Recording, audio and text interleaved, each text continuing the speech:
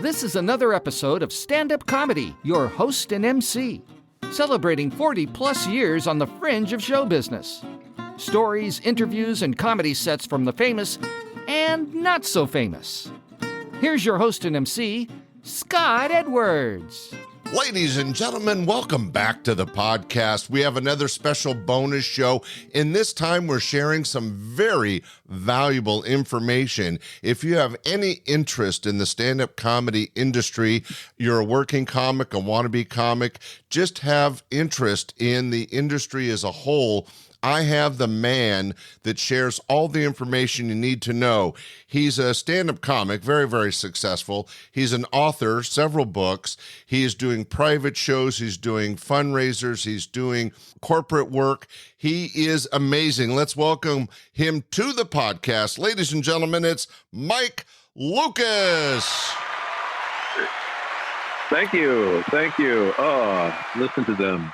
Mike, we have been talking and working together for a little bit, and you recently shared a copy of your fairly recent book called The Business of Comedy. And because I've written a couple books myself about the stand-up industry, I was so excited to get your book and get a chance to read through it. It's amazing. It's so organized. It's so simple, and yet it explains so much. How did this come about, Mike? Well, it originally started as a talk. I teach at the Dallas Comedy Club, levels 1 and levels 2 for stand-up comics, as well as perform there. And I noticed that a lot of these comedians didn't have a working knowledge of the business side of comedy. Everybody had this sort of idea that their main job was to make people laugh, and then that's where it ended. And without a manager or an agent, you have to take on those responsibilities yourself. And so that's what I created this talk about.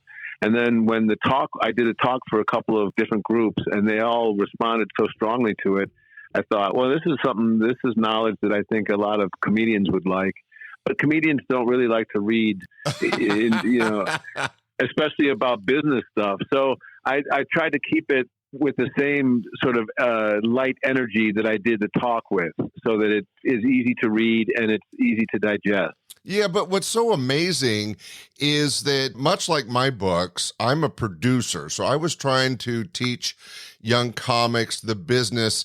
I went into probably too much detail and gave a lot of examples, and in my book's a lot more, be a stand-up comic or just look like one is really long and kind of deeper. But I think that fails at really getting across the message. What I think you did so well with your book, Mike, is that it is easy to understand, but just like my books, you're not trying to teach people to be funny. There's plenty of classes and other books on how to tell a joke and stuff. You strictly talk about, being organized, have a calendar, how to set up your own bookings, the marketing, the money, the travel, all the things that somebody that wants to be funny on the road doesn't understand in the beginning. And you probably learned this yourself through the road of hard knocks, right? Yeah, that's really where all this stuff comes out of. I did the business for 24 years. And truthfully, a lot of the stuff in this book, I'm only starting to do now. Like the idea of having an email list where you begin to collect people who are fans of yours by, who have seen your show or purchased your merch. And you collect their email addresses so you can begin to market to them. You can tell them when your shows are going to be showing up in their town. You can tell them when you have a new book or a new CD or a new special out. And I didn't do that when I was a stand-up comic. I only did that later as an author. And I kick myself thinking of all the people I entertained and had enjoy my talent that I didn't get their email address from them when it was available. And it could have been a whole different pathway. Well, but sharing this now with the next generation, the next couple generations, because I think this book will be around a while, is such a validation of your success in the business. And I think it's great that you took your hard knock experiences and shared them with people and explain the importance of understanding the financing of the industry and the fact that you're an entrepreneur, you're self-employed, so you're responsible for your money, your taxes, your marketing. And one of the things that I appreciated was, as a producer, is you make a good point, is that you have to present yourself professionally to clubs and producers. And that means having a marketing kit, having your 8x10, keeping a calendar so you don't miss dates and you're on top of things. I mean, this book really covers so much of the basics. I was so excited to read it. That's great, Scott. Thank you. Like having an electronic press kit, an EPK, is so key in the modern world. You want the people to be able to immediately see a picture of you, to read some quotes about you, to understand your biography a little bit, and then to have some video of you performing the thing they're going to hire you to do, and to have all that in one spot, and to have a QR code that leads them to that easily, as opposed to having to hold a business card. There's just so many shortcuts to getting people on your side when it comes to getting hired. It's so true. Now, I'm a lot older than you, and I've been in the business over 50 years. So I go back to the paper calendars and business card days. I even had a Rolodex. Most people don't even know what that is anymore. But before we finish this great little talk about your book, what would be, you share so much in the book. Is there one thing that stands out as your number one point of advice? Well, yeah, the one thing I would recommend that comedians begin to look at is the fact that they're 5-tool players. It's kind of like in baseball when you examine a player and you look at how they have 5 tools. They can bat for average, they can bat for distance, for power, they can run, they can throw, they can catch, and they have 5 tools that they're judged by. Well, comedians have 5 tools they're judged by as well. And if you can begin to realize that you're not just the first couple of tools, which is a writer and a performer, you're also a director, you're also a traveler, and you're also a business person. And it's that 5th tool, that business person tool, that I think that a lot of comedians ignore in the first part of their career because they don't think that it's that important at that point while they're learning how to become funny. You can do it simultaneously. Yeah, and I think they're naive.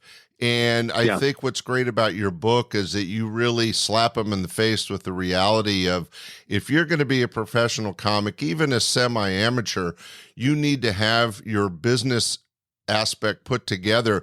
Now, what would you say is the number one thing to avoid as being a stand-up comic? Is there anything from your road experience or training that you tell people to be careful of?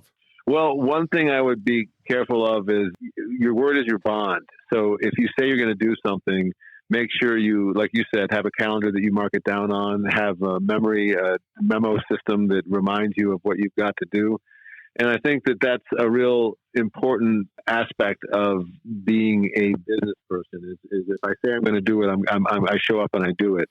And the other thing I would say that's important to not do is to become a corner quipper, somebody who doesn't have a comedy lens, somebody who doesn't understand their brand, because then you get lost in the shuffle. Then you're just yet another comedian amongst a billion other comedians who don't understand their brand either. When you really understand who you are, you can begin to market yourself way better. You can create a logo for yourself. You're that clear on who you are.